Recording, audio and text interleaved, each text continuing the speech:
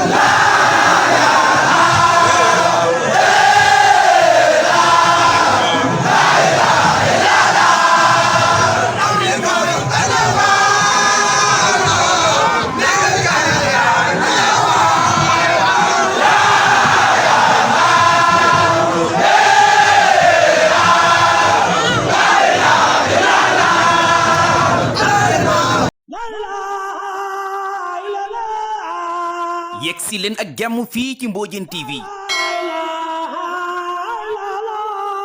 Mbóojéen TV télé Seex Modou Mbodj la def naa ko muy sama yitte. télé Seex Modou Mbodj ñi ngi leen di sakku ngir abonné ci chaîne bi def ko seen yitte ngir jot bépp vidéo ca nam gën a gaaw jërëjëfati Seex Modou Mbodj.